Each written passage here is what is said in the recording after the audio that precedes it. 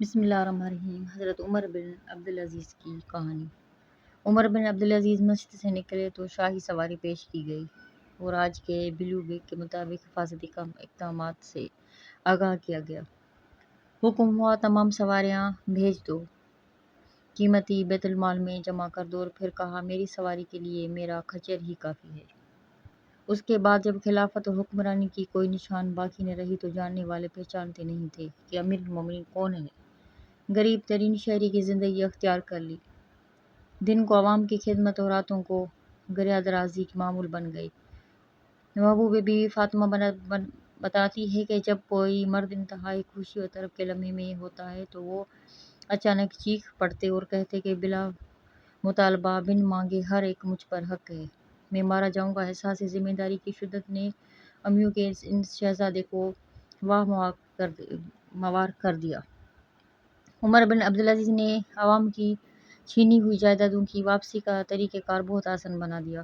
جو کوئی مناسب شہادت پیش کرتا اسے اس کا چھینا ہوا حق مل جاتا۔ ہر صوبے میں یہی طریقہ کار اختیار کر لیا گیا۔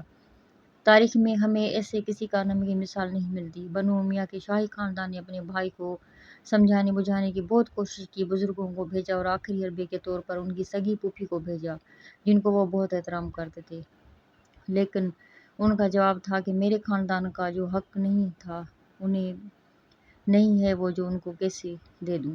ان کی پھوپھی نے مایوس لوٹ کر اپنے رشتہ داروں کو کہا کہ میں نہ کہتی تھی کہ عمر بن عبدالعزیز کے خاندان میں رشتہ داری نہ کرو۔ حضرت عمر بن عبدالعزیز کے پڑنانا تھے۔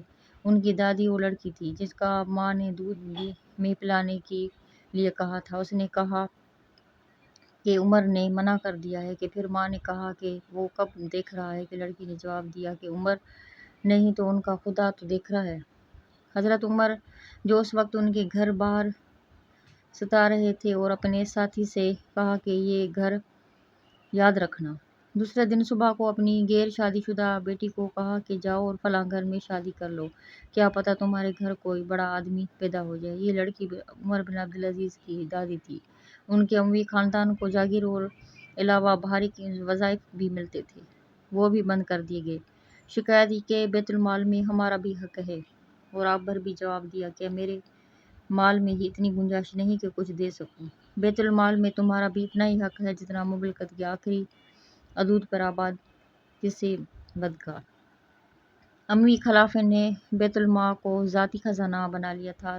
نئے خلیفے نے اسے قومی خزانہ بنا دیا۔ غضب کے شاہ املاک کے علاوہ اپنا ذاتی سامان تک بیت المال میں جمع کر دیا۔ حکم جاری کیا کہ حجاج کے ظالمانہ اقدامات اور منصوبے کے کسی نو مسلم سے جڑیا نہ لیا جائے، اور غیر مسلم استعداد میں مسلمان ہونا شروع ہوئے کہ خزانہ خالی ہونے لگا۔ آمدنی بہت کم ہو گئی۔ مصر کے حاکم نے لکھا کہ بھیجا کہ مجھے اب قرض لے کر مسلمانوں کو وظیفے ادا کرنے پڑتے ہیں، اور جواب میں لکھا کہ جزیرے موقف سمجھو، اور پھر یہ تاریخی جملہ کہا کہ رسول پاک صلی اللہ علیہ وسلم نے رہنمائی بنا کر بھیجے گئے تھے، تحصیل دار بنا کر نہیں۔ اس کے علاوہ تمام ناجائز ٹیکس معاف کر دیے گئے، جن کو دکانوں کا ٹیکس، تہوار کا ٹیکس، مکانوں کا ٹیکس، مختلف پیشوں کا ٹیکس، حتیٰ کہ نکاح نامے تک ٹیکس شامل تھے۔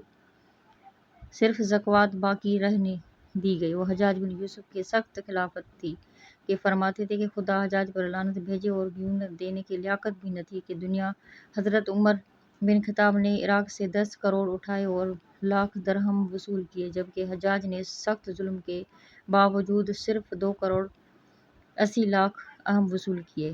عمر بن عبدالعزیز نے تمام مراعات کے باوجود حضرت عمر کے لگ بھگ محصولات وصول کیے گئے اور کہا کرتے تھے کہ موقع ملا تو بہت زیادہ وصولی ہوگی۔ عوام کو اس قدر مراعات کے دیں گے، ملکوں کو کاروبار چل نکلا، زمینیں آباد ہونا شروع ہو گئیں، تجارت بڑھنے لگی، عوام میں بے حد اعتماد پیدا ہوا، اور ہر شہری کا وظیفہ مقرر، معذور اور اندھوں کو ملازمت دے دی گئی، حاجت مندوں کی حاجت روائی حکم ہوا، یہاں تک کہ چور قرض داروں نے قرض تک بیت المال سے ادا کیے گئے۔